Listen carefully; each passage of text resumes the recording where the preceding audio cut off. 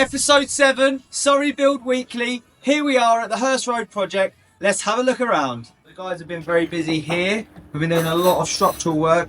The walls have now come down. So as you can see, this is now an open plan space, ready to receive the client's kitchen. It's going to be along this back wall.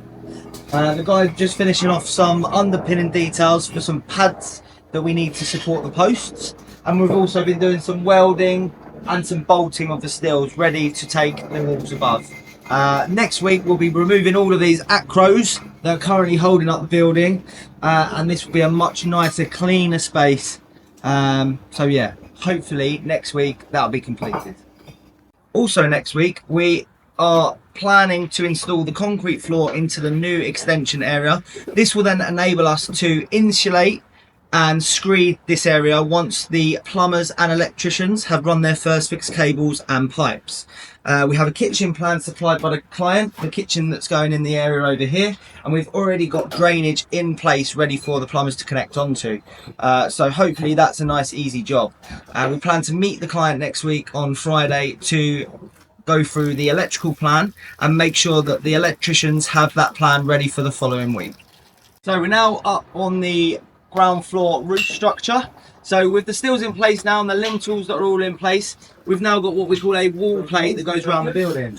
This wall plate will enable the carpenters to now pitch the roof up to the wall plate that will now be fixed to the back existing wall. Then we can get the roofers in, the skylights dropped in, and hopefully we can have this shell watertight in 2 to 3 weeks. The double-storey side extension section, that is going to enable us to square off the existing building, so basically enabling us to get a better designed loft conversion and also an ensuite to what would be technically a second bedroom on the first floor. Now Walter's just bringing up the outside cavity wall. Now we'll probably be able to bring it up to a height of say here today, and then once that's set we will then be able to take it up on Monday. So all being well, this kind of section would be framed out and hopefully finished on Monday, ready for the loft team to carry on with the loft. So we've just finished the meeting with the client here at the Hurst project, and we've shown him the various stages of the project that we've completed. We're now hoping that by the end of next week the structure and all the walls are completed, ready for the first fix teams to come in and make sure that their process is complete. We're now going to head over to the Mount project so that we can show you what's been going on there.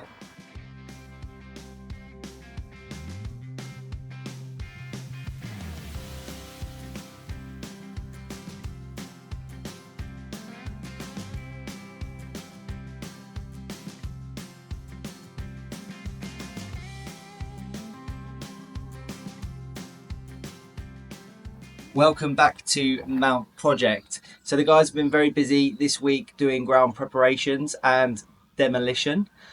We've now popped over to the site just to lay out some spray paint for some foundations and some underpinning. So let me show you. So we've got the building line all mapped out ready for the client over the weekend to envisage the new extension. It's very important, I believe, in doing this process so that the client can see the available space for the side alley, which at the moment looks a little bit tight, but I think it's going to be fine. So we've left them in place so that he can see that over the weekend. Inside we've been busy marking out for the underpinning sections. So over here we've basically got numbered boxes. We've chose a 2-pour strategy, so we'll basically dig all the ones, pour all the ones, let them set for a couple of days, and then we will dig all the 2s and pour all the 2s.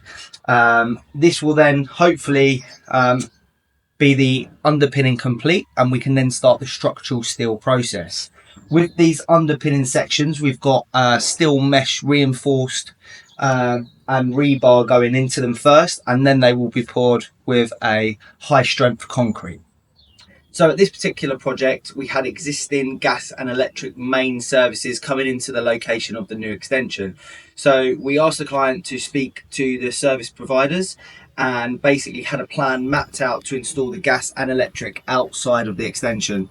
We opted for these recessed boxes because the alleyway is very tight, and then we did the groundwork needed for them to facilitate this, and then book them in accordingly so that the project doesn't get held up. So next week, planned at this project, we've got the digging of the underpinning sections. We've also got the foundations to be dug and poured. So join us here at the Mount project next week for an overview. If you're liking these videos and our projects and hopefully want to see more, please like and subscribe.